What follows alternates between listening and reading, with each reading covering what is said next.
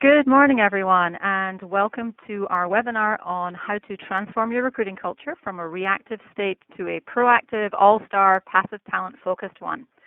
My name is Leela Srinivasan, and I'm the Group Marketing Manager for LinkedIn Talent Solutions. And I'd like to thank you for tuning in today, wherever you are in the world. In fact, I said good morning, but you're just as likely to be on the East Coast, where it's afternoon almost, and on the West Coast, in Europe, where it's afternoon and evening. I'll introduce you to Mike Gunier, our featured speaker, in just one second. Before I do that, we've deliberately kept today's webinar short and sweet because we know that you're all very busy people, but we would like to make it as interactive as possible. So please use the hashtag #PassiveTalent to tweet your questions and comments to us. And we'll be keeping an eye on that throughout the webinar, and we'll bring up the best questions as we go.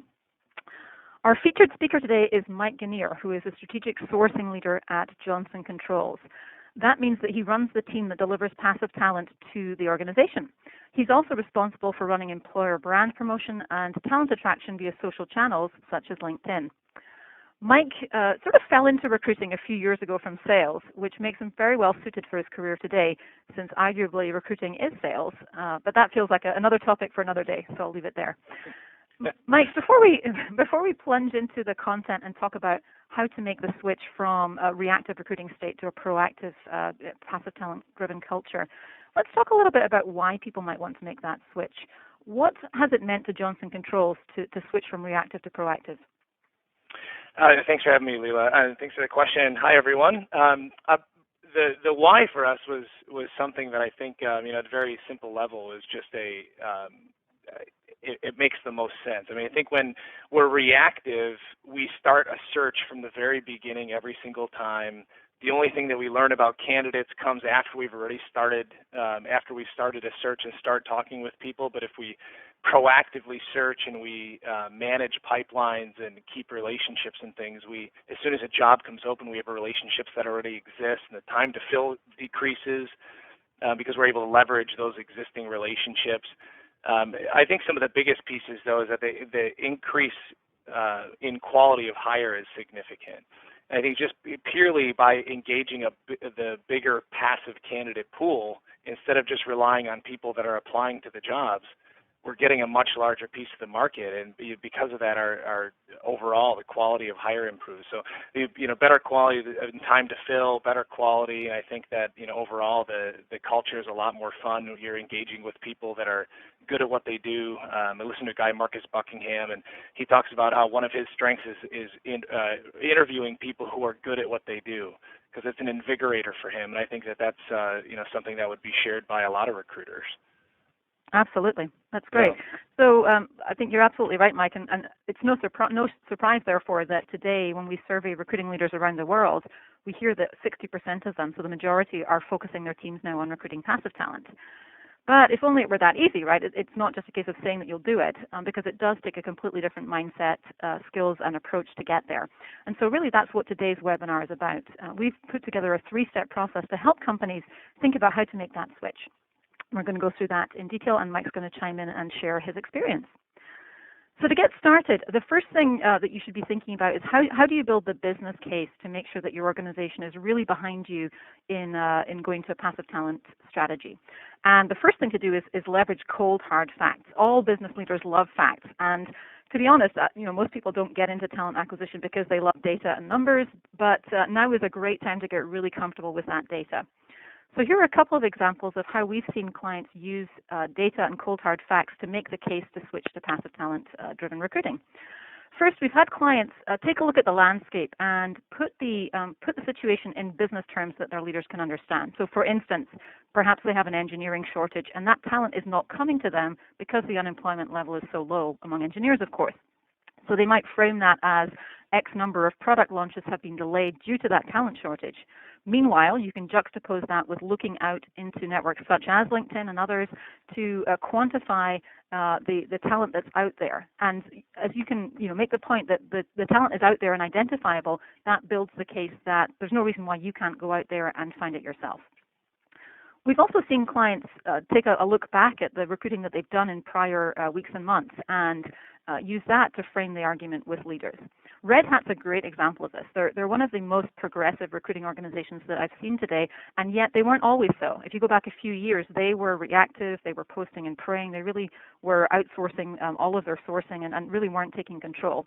What they did was they looked at the recent hires that they had made globally, and they audited those on LinkedIn and found that 95% of their US hires, and a similar number in markets like the UK, were already on LinkedIn, and 75% of their international hires, same thing, already had a profile that was findable on platforms like LinkedIn.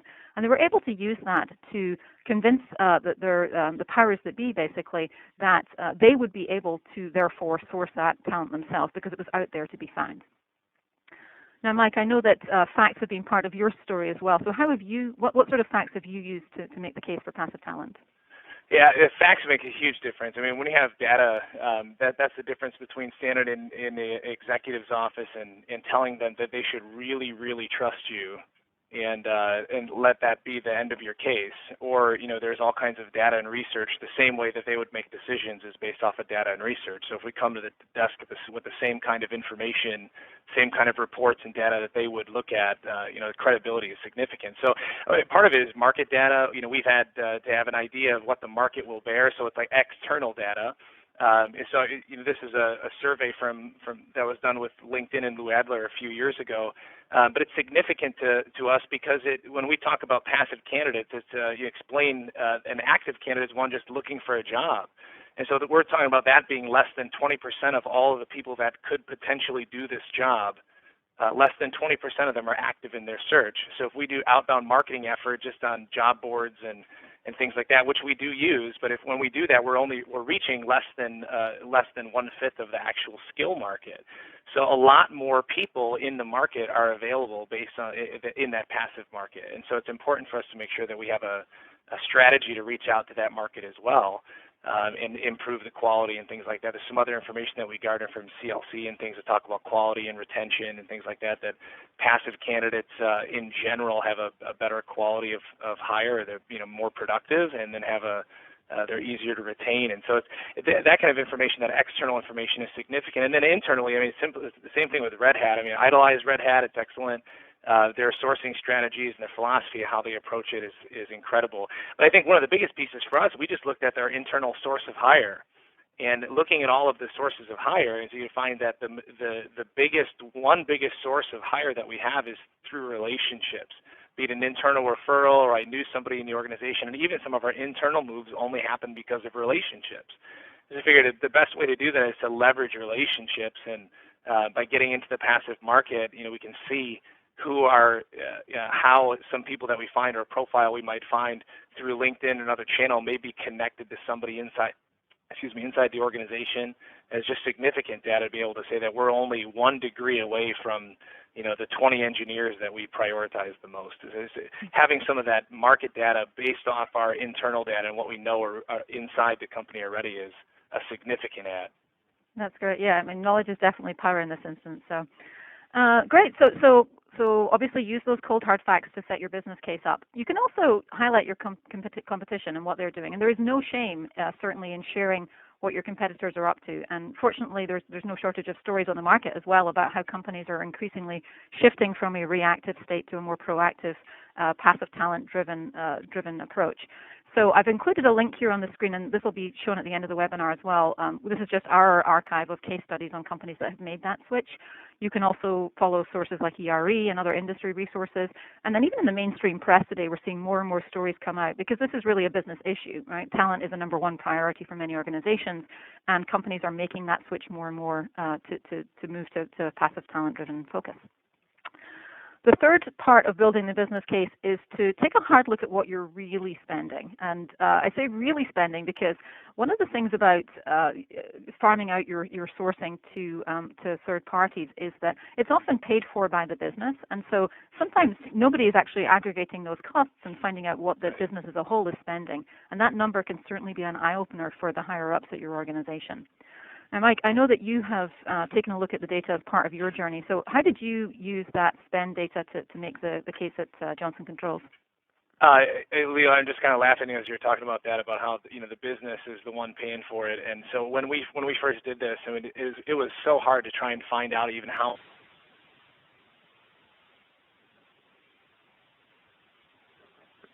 Oh, Mike, are you still there? Sounds like we might have lost Mike.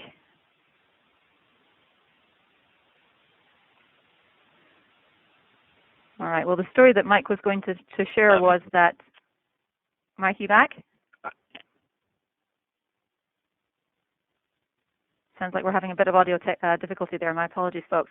So the story that Mike was going to share was that when he did the digging, he found that on average they were spending about $23,000 per placement across Johnson Controls. And so he was able to use that to justify the fact that the average sourcer salary for his organization was, somewhere in the 50 to 75K range.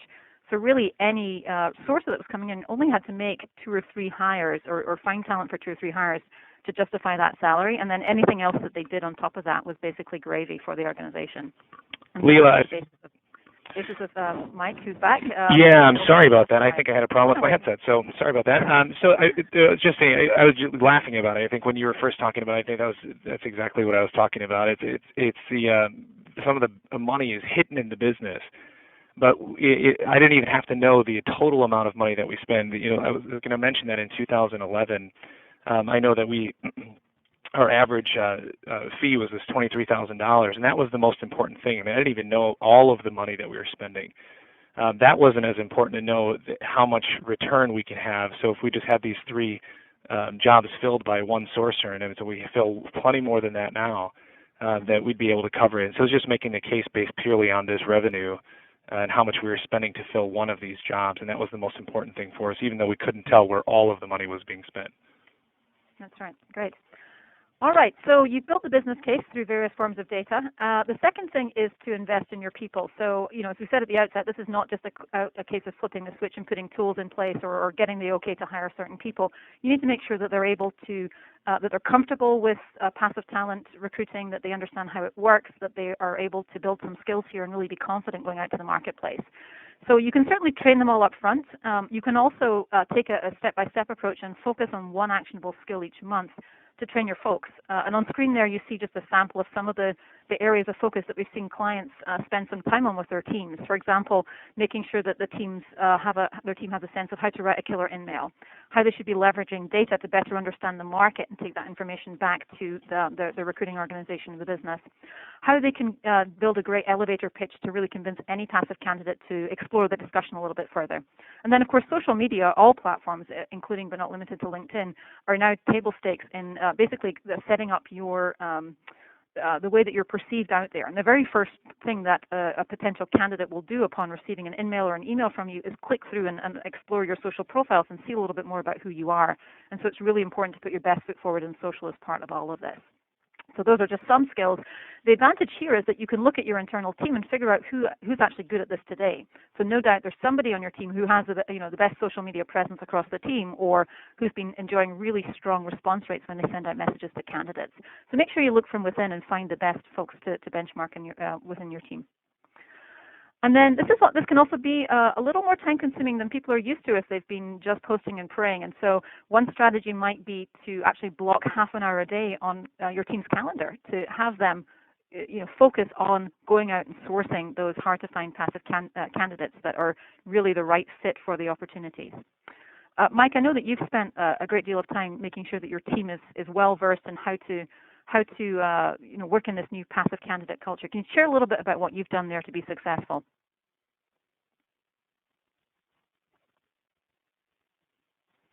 Mike? Another headset issue? Say it ain't so. All right. Well, hopefully. I'm sorry. Am I back? Yes, you are back. Boy, I switched to a different phone, so we won't have this trouble anymore. So as I say, that's a really important piece, especially working with carving out time. That's a really important bullet for us. And I think with us, that was exactly it. We wanted to habitualize doing sourcing for passive talent. Some of my thought was that in making the case of some of the recruiters to spend time on this was just purely that you could spend an hour and a half, 2 hours, however long it takes, going through 100 resumes that come in. And we know that on different data, right, there's 70% of those, at least in our environment, are not qualified for the role. So I can spend so much time working through that, or I could spend a much smaller amount of time identifying specific profiles, at least on paper match qualifications, And then in our culture, in our sourcing culture, we would have a nearly 40% response rate, positive response to that.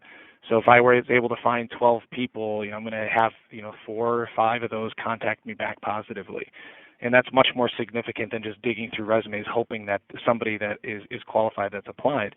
So we had just tons of training and things, and you talked about that. One of the biggest pieces for us is getting a quick win. I think, Leila, it was some struggle, I think, with some people, and until they saw a win and saw some value in it, they weren't ever going to spend the time. And so there was one particular recruiter that never used the tool. It wasn't that she just used it poorly; she just never used it. And it took a little bit of time, but after several months of us prodding with her, we set up some time. I had a half an hour on the calendar with her one morning. We went through and did some searches. She sent an email, and she got 7 responses that day. And in the next couple of months, she moved from being the worst, that we paid for this tool that just wasn't being used, to the point where she was using LinkedIn, and she was one of the super users as defined by some of our metrics and things internally, and one of the biggest advocates because of the transition of the value that she saw so quickly. So I think getting a quick win is really important. And even if it's for the sake of not saying you have to search for all of your jobs, but just finding one job, spending some time on it, and getting a quick win and some results, that'll help fuel the desire to keep coming back and searching more to find passive candidates like this. Mm-hmm. Great. There was a question online from Savvy on IT Recruiter, which was, can you elaborate on what you mean by leveraging data? So I'll share just a story there, and this actually comes from our own talent acquisition team. Brendan Brown runs that team globally, and I can say this because I am a hiring manager, but sometimes your hiring manager's expectations are just way, way off, right? They're looking for that purple squirrel, that candidate that really doesn't exist, and they've given you layer after layer of just impossible criterion that they say are must-haves. So you can certainly do this in Recruiter. I'm sure there are other ways that you can do it as well. If you're able to actually go in and do a search and layer those different criteria one on top of the other, then that's a great way to show your hiring manager that, if they really want somebody that has every single one of those 5 impossible criteria together, then they're really talking about a population that is so small that it's very unlikely they'll get a hire there. And that can help you facilitate discussions so that your team is actually looking for candidates that are actually available as opposed to impossible purple squirrels. So that's how I've heard Brendan talk about leveraging data to make sure that the team is successful, that they're not chasing impossible dreams of candidates, that they're looking for talent that's actually out there. Well, Leila, let me jump in too. I think another way to look at data is just think about the data that we already have access to. So is on the people that work for the company already. It's not very often that we're going to be able to leverage, or that we do leverage information that we have about people that work in the role right now. So someone who is already doing this job, we can look and see where we've had success in hiring, where we've had failure in hiring, if there's any trends to it that, people that have a certain degree that come into this program or a certain kind of experience or come from a particular competitor end up worse off than others. There's a lot of data that we can look at just even internally as we create a sourcing strategy that can help identify a more success based on the people that already have the job. Absolutely, absolutely. One other question from the stream from Deborah Kim is 7 emails in a day. What is your team doing to get that kind of response rate, Mike? That's a focus. In fact, I learned this from Lou Adler, is just in not mentioning the job in the initial email. It's about the relationship and the candidate's next step. So basically, is that when we send out messages, on average, our team is going to have between 30 and 40% response rate when we focus on the opportunity in total. So often we'll leverage, I think that you could be a match, for our organization as we look to develop talent for our bench, next generation of leadership, or however you want to say it. And then, but before we get into all the details of what we may be looking for, I want to talk to you about what kind of role you're looking for, what's next in your career move, because the conversation is futile unless the candidate or the potential, this passive talent, is interested and this makes sense for them. So if you make it about the candidate, they'll be selling to you before long, and at least we'll be able to get on the phone with them, which is what we want anyhow. Great. The third tip that we've included here for investing in your people is to use incentives. Now, this may not be everyone's cup of tea, but I did want to share a story from another client, Rapid7, and the wonderful Ed Nathanson, who is the Director of Talent Acquisition over there. When Ed arrived at Rapid7, they were pretty small, maybe 150 or so employees, and they were what he called in recruiting drive-through mode. In other words, a hiring manager would just come to them and say, I'd like a salesperson and a QA engineer to go. They really were not in control of the recruiting process. They were very much order takers. And Ed turned that around largely through metrics, but one thing that I thought that he did that was very interesting was actually incentivize his team and pay them bonuses, almost sales style, based on hires that were retained for a minimum amount of time. And so there's a certain bonus level that they received for making a basic hire. It was doubled for a certain level, and it was doubled again for the highest echelons of the talent that they were hiring. And, in Ed's words, that meant that some of his top folks were actually earning more than he was, and that's okay. That's just, in that world, they're being incentivized for the right behaviors. It's driving the right results on his team.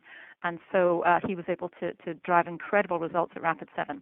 And you can learn more about that. We actually have a separate webinar that we did with Ed earlier this year at the URL that you see on screen there. All right, the last part of investing in your people is to partner with your hiring managers and really bring them along in the process. And I know, again, that's something that's been important at Johnson Controls, Mike.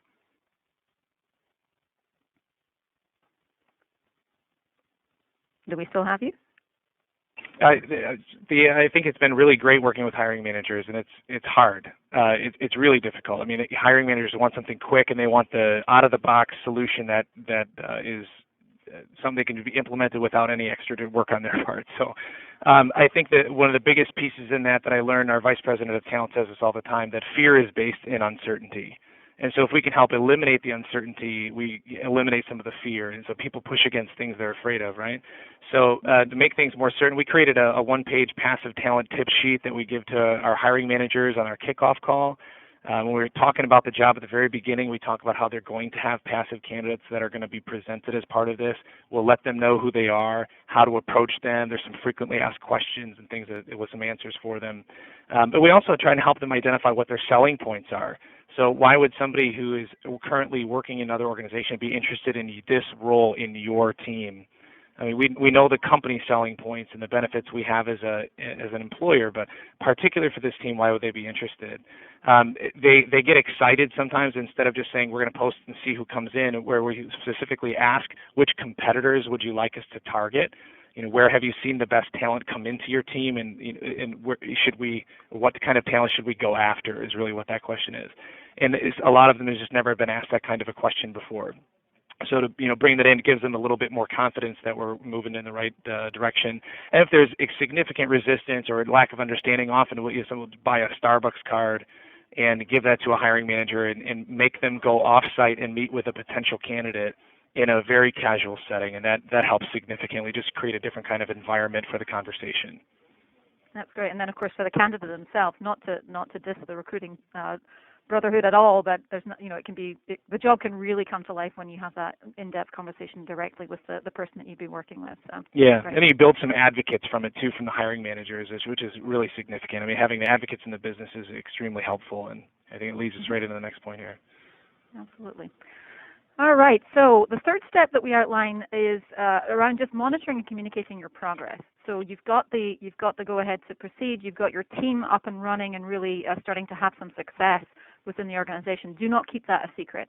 Make sure that you praise your team's triumphs, especially that first key win that you make through hiring passive talent, because that will really feel like a watershed moment for the organization and just build confidence throughout the org that you're onto something great. Also, we're going to bring data back into it, folks, I'm afraid, but it really is so important to make sure that you know your numbers and that you're able to explain to the organization the benefits in cold hard facts of what you're doing. Our own insights team at LinkedIn lives and dies by the adage that if you don't measure it, you cannot manage it. And I think the same is very true within passive talent recruiting. Mike, tell us a little bit about how that's played out at Johnson Controls and what you've decided to measure. Yeah, for us, it's no longer just about a hire, and I think that's one of the biggest pieces. There's a lot of different things that could be measured. We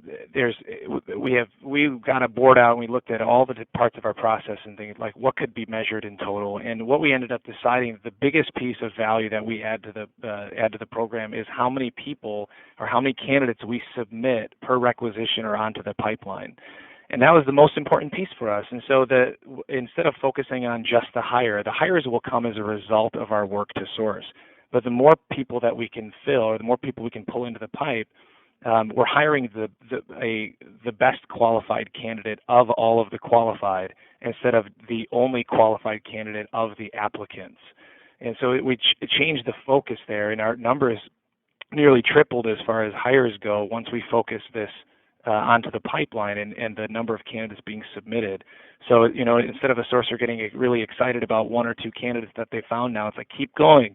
So our target is 3 to 5 qualified candidates per requisition we're working on in order to be able to identify the best candidate out of the pool. And what I would just say is we measure everything. We only hold accountable for a few things.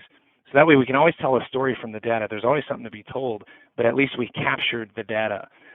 For us internally, it was a big significant change that we weren't focused on the hire, but our team was focused on the number of candidates that we've submitted per rec. And that made all the difference to us because for our team, that was the most important thing. So I think identifying what your goals are as the team and then finding a metric that helps you support the goal or what's closest success to that goal, that's the thing you hold accountable to. We measure everything. So. Yeah, we talked about that offline, just the fact that there's no harm in measuring other things because no doubt some executives at some point will want to know something that's buried in that amount of stats, but it's really important to be focused and I think report out on the statistics that you're managing the business to. So that's great. Right. All right, and the last point is don't be shy. You need to think about yourself as flying the flag for passive talent and really driving the change. And so make sure that as you're communicating your successes, you don't just keep that success within HR and talent acquisition, that you communicate it to your business partners and that they understand the value that you and your team are now bringing to the organization. So on that note, there are some questions coming in. We've actually expanded on some of these tips that we've shared today in a tip sheet that's been published today. So you'll see the link on screen there. It will also be in an email that you receive after this webinar. But I wanted to open up for questions, and there were a few on the Twitter stream. So a bunch of questions around hiring managers, Mike. Certainly, some folks are interested to know if you'd be willing to share that tip sheet that you mentioned at some point. And then Heather is asking, what challenges did you face when onboarding hiring managers to this new way of thinking, and how did you overcome those challenges? Yeah, so certainly I'd be happy to share the tip sheet. Just regarding the hiring manager, I mean, I think the biggest thing is, again, it's just based on uncertainty. One of the pieces is they just didn't understand what it takes. They've never had to sell a role. That's never been part of their job. And I think that one of the things, I mean, even in recruiting, there's some pieces that we've never had to sell. And so the recruiting organization, I think, just long term is moving towards the marketing function. We're interfacing more with our communications teams and talking about best practices in marketing and advertising, getting ideas from big consumer brands and things. And they just never had to think like that. And so giving them the tools for how to market the job and how to sell and just understand, that was the biggest transition.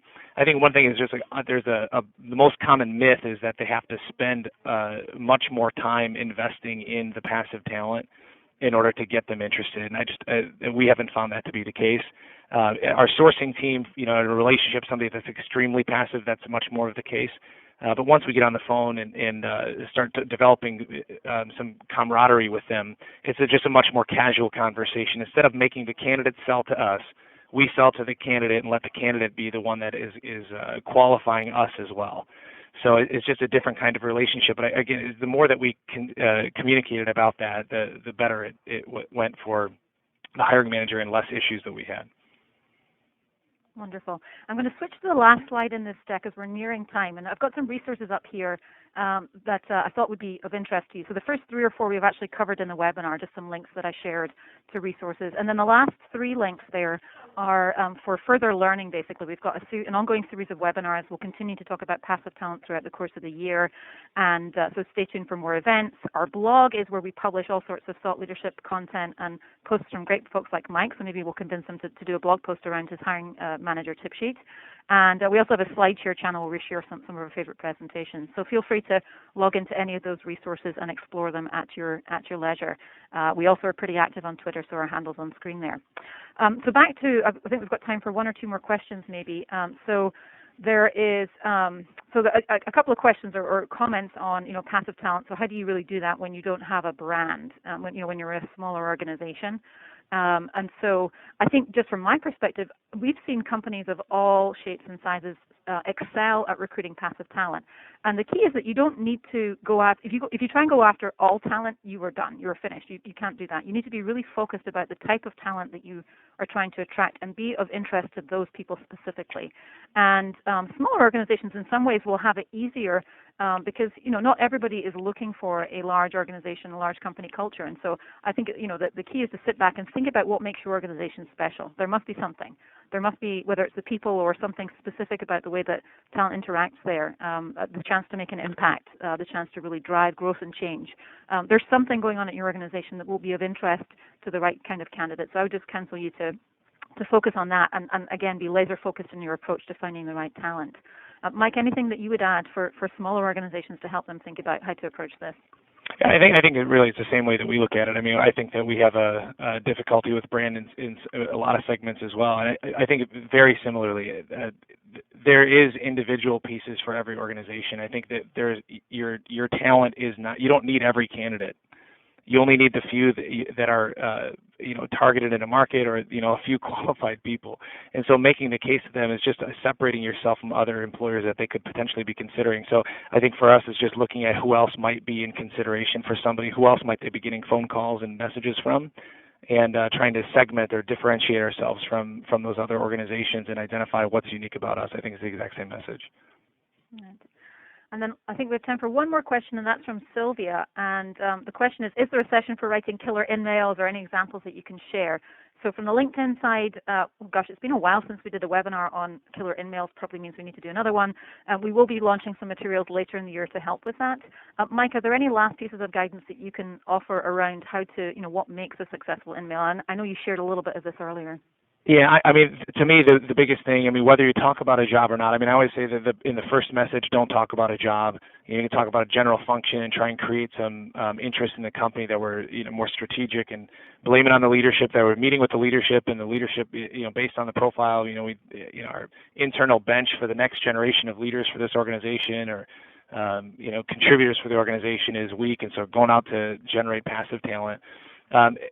However it is that you do it, just make it about the individual instead of your job, because when you do it that way, when it's about them, people love to talk about themselves. And so if you make it about them, their response is going to be much more significant. You're going to have a lot more consistent, positive response when you make it about the individual. Great. And then I know we're well over time, but one last question from Tom. I promise it's the last one, which was just, how is your team structured, Mike? Do you have dedicated sourcers, or are your recruiters required to do passive recruiting? Yeah, and in fact, both. So we have dedicated sourcing team. It's not as big as I would love it to be. Everybody would love more headcount, right? We do support specific pipelines for our organization, and then all of the recruiters they do their own sourcing as well. So there's some of the recruiters have more access to the sourcing team because of the functions and particular jobs that we support. We proactively pipeline for specific jobs, and then the recruiters all have access to sourcing tools and things. So we creating the sourcing culture, everybody does it, and it's required of everybody. I mean, you won't last long on our team if you don't source candidates. All right, good stuff. Well, we are definitely at time, so I'd like to thank everyone for tuning in today, and a special thanks to Mike Ginier from Johnson Controls for sharing all of his expertise with us. Thank you so much, Mike. Yeah, happy to join, Leila. Thanks. Absolutely. Have a great day, everyone, and look out for an email with some of these resources in it.